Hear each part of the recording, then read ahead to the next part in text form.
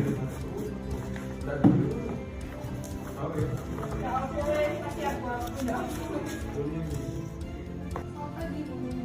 tanda tangan terlebih dahulu, Bu.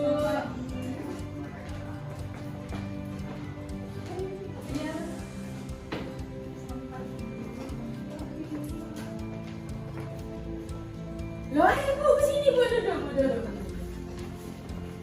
Kita sekarang seminar, Bu, duduk. Baik, sebelumnya saya ucapkan terima kasih kepada Bapak Kepala Dusun Kebon Danaraja telah memberikan waktu kepada kami para mahasiswa Prodi D3 Keperawatan Universitas Jember atas tempat dan waktunya yang telah disediakan untuk kami melakukan sosialisasi mengenai edukasi penyakit tuberkulosis di Dusun Kebon Desa Danaraja. Ya, baik, silakan bisa dimulai acaranya, Mbak. Baik Pak, terima kasih. Ya, sama-sama.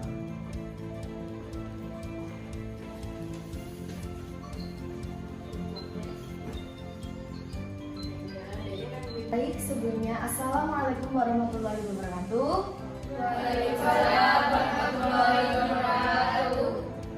Saya mengucapkan banyak-banyak terima kasih kepada ibu-ibu yang bersedia meluangkan waktunya untuk mengikuti penyuluhan terkait penyakit tuberkulosis. Sebelumnya izinkan saya memaparkan acara pada pagi hari ini. Acara yang pertama pembukaan, acara yang kedua pelaksanaan dan penyampaian materi, acara yang ketiga sesi tanya jawab, dan acara yang terakhir penutup. Baik ibu-ibu, sebelumnya perkenalkan nih, kan katanya ada istilah tak kenal maka tak sayang. Jadi izinkan kami memperkenalkan diri. Saya Clarissa Zini Aswamulai Alfarisi. Saya Gadrian Fitri Febriansari. Kami dari mahasiswa Universitas Jember, Prodi D3 Keperawatan Kampus Lumajang. Ini saya akan menyampaikan materi tentang tuberkulosis. Sebelumnya ibu-ibu ini tahu nggak apa itu tuberkulosis? Tahu nggak? Penyakit itu. Sebelumnya ibu-ibu ini pernah dengar nggak sih istilah tuberkulosis itu kayak gimana? Tahu nggak tuberkulosis itu apa? Begini saya jelaskan ya. Tuberkulosis juga dikenal dengan TB, merupakan penyakit paru-paru akibat. Baik Ibu, sebelum kita melanjutkan materi selanjutnya, di sini saya punya poster yang berisi tentang apa sih tuberkulosis itu. Permisi ya Bu. Permisi Bu.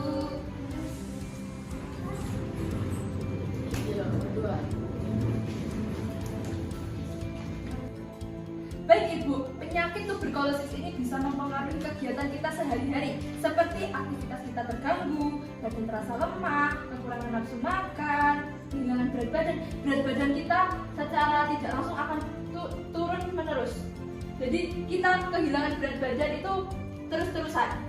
Itu dengan orang yang terinfeksi TBC dengan jarak yang cukup dekat ya. Minimal itu kita bicara dengan orang yang terkena TBC itu minimal 1 meter. Kalau enggak, kita pakai masker untuk menghindari penularan TBC. Nah, selain itu kita juga harus menjaga kesehatan tubuh kita. Contohnya berolahraga, makan makanan yang bergizi, rajin melakukan cuci tangan. Lebih tepatnya, tuberkulosis ini disebabkan oleh infeksi Mycobacterium tuberculosis, atau yang bisa kita sebut itu bakteri tuberkulosis gitu ya Bu. Cara penularannya ya sama yang seperti saya jelaskan tadi. Kita dekat-dekat dengan orang yang terkena penyakit itu, terinfeksi penyakit itu, dengan berbicara sangat dekat atau enggak jaraknya kurang dari 1 meter.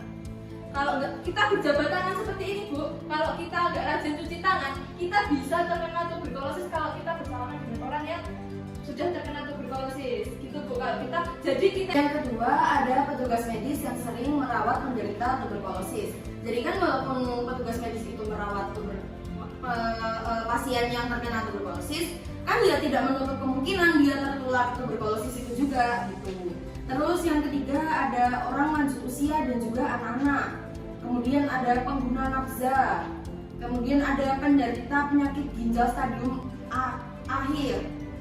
Kemudian ada juga orang yang mengalami kekurangan gizi. Nah, ibu-ibu, untuk ibu-ibu yang punya anak-anak di usia remaja gitu, kalau bisa anaknya harus gemuk-gemuk ya Bu, biar nanti itu anaknya nggak kekurangan gizi ya, setuju? Kemudian selanjutnya ada penderita kecanduan alkohol. Aman ya ibu-ibu, nggak ada yang mengonsumsi alkohol ya? Alhamdulillah. Kemudian ada perokok. Suaminya ibu-ibu ini ada yang masih merokok apa tidak? Banyak. Kalau bisa itu ya Bu ya, dibilangin biar nggak sering-sering merokok. Soalnya merokok itu juga buat penyakit gitu. Kemudian ada orang dengan kekebalan tubuh lemah. Contohnya AIDS, kanker, diabetes gitu. Kemudian yang terakhir ada orang yang sedang dalam terapi obat imunosupresif, misalnya seperti penderita lupus, psoriasis, dan rheumatoid arthritis. Baik Ibu, untuk tanda dan gejala penyakit TBC ini adalah itu Bu, batuk berkepanjangan, terus nyeri dada atau nyeri saat kita bernafas. Ada yang pernah mengalami Ibu? Saya batuk. Yang ketiga, berkeringat saat malam hari meskipun tidak melakukan kegiatan. Kemudian penurunan berat badan secara drastis. Kemudian nyeri punggung pada TBC tulang belakang dan kencing darah pada TBC ginjal. Baik Ibu Bapak sekalian, bagaimana sampai di tahap ini? Apakah ada yang ditanyakan tentang penyakit tuberkulosis? Apa ada yang masih bingung? Saya kan ibu yang di belakang, ibu yang males. Apakah penyakit ini terjadi karena efek keturunan ya Mbak? Ibu, terima kasih atas pertanyaannya. Saya akan menjawab. Penyakit TBC ini terjadi bukan karena unsur genetik ya Bu, tapi karena tertular bakteri mikrobakteri tuberkulosis. Jadi penyakit ini bukan karena genetik ya Ibu. Apabila satu rumah ini ada yang terinfeksi TBC, bukan berarti anaknya ini nanti akan terkena TBC karena gen, tapi karena karena tertular gitu. Paham ya Ibu? Terima kasih Ibu atas pertanyaannya. Kemudian apakah ada yang ingin ditanyakan lagi Ibu? Saya Mbak, saya. Oke, silakan Ibu.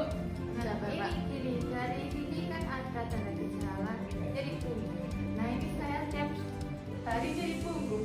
Apa termasuk gejala TBC? Capek. Baik Ibu, terima kasih atas waktu yang telah diluangkan untuk menghadiri penyuluhan atau sosialisasi edukasi tentang penyakit tuberkulosis atau yang sering disebut TBC. Semoga ilmu yang kita berikan dapat diimplementasikan di kehidupan sehari-hari Ibu dan bermanfaat bagi Ibu dan keluarga Ibu.